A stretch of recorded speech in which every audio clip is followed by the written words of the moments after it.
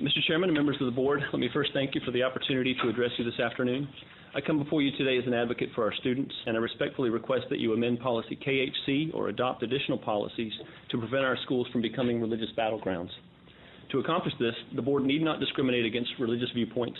Rather, you can simply limit the distribution of materials from outside organizations which are unrelated to the public education of students. This will free up precious resources and leave religious education to the home and the family, where it is most surely welcome and effective. My interest today is not to engage in a conversation about the value of religious scripture, regardless of what the Christian Bible, the Catholic Bible, the Hebrew Bible, the Quran, the Book of Mormon, the writings of L. Ron Hubbard, pagan spell books, the Satanic Bible, or any of the many dozen religious texts have to offer. This is not the place for public policy. My greatest concern is that outside organizations with stated objectives that directly contradict your own have forced your hand to allow their participation in a limited public forum provided under school board policy. For instance, on the website of World Changers of Florida, the sponsor of the recent Bible distribution, the first item on the page entitled Our Objectives reads, quote, to support the biblical account of creation, including having creation theory taught in our public schools. This also includes defending the use of Christian prayer and Bible readings in public schools.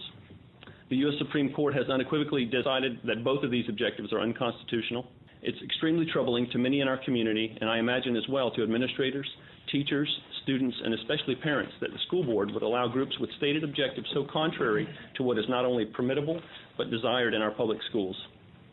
This is only the first of many cases you're sure to face where the objectives of organizations requesting access to the captive audiences on campus are clear in contradiction to the goals of the public school system.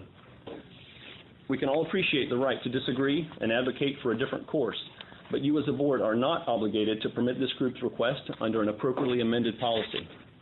An equally fair and legally defensible policy would prohibit the use of your schools as religious combat zones where students are viewed as souls to be won and lost in efforts that serve merely to grow congregations. Minor changes to policy KHC would prevent claims of viewpoint discrimination and still provide a limited public forum which meets the goals of the school board. I beg you to restrict the distribution of materials to these three sources. 1, government agencies. 2, school support organizations created for the school's benefit, such as booster organizations in the PTA. Or 3, institutions with common public education as their primary objective, such as test preparation, scholarship, or college and university materials. This is not viewpoint discrimination, but a reasonable restriction that would simply stop all distributions unrelated to students' education.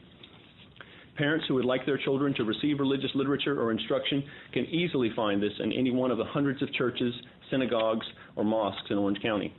Allowing outside organizations into the schools also places additional burdens on the already strapped assets at your discretion and provides no accompanying benefits in return. Resources are consumed for background checks on volunteers who may not intend to serve the schools beyond the day of the distribution. The legal department, the additions team, and the school principals spend hours planning and coordinating the event. Finally, office and custodial staff are compelled to spend time on the day of the event with setup and takedown of tables. Most importantly, preventing contact with students and volunteers will require constant vigilance.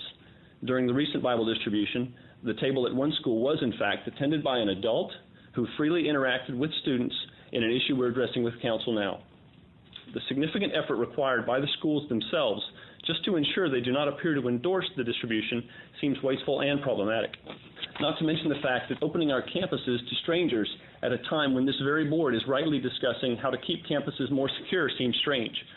Allowing any organization to distribute materials, even passively, will result in the consumption of resources better used to provide education to our children to learn and not subject them to religious indoctrination. Now multiply all of this by the number of organizations who would request the opportunity to distribute materials, and I fail to see how the requirement to meet, quote, a legitimate purpose of Orange County Public Schools, or, quote, a legitimate community need is being fulfilled. It seems that quite the opposite is in fact the case.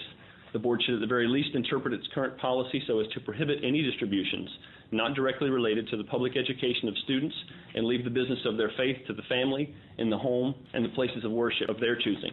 Thank you.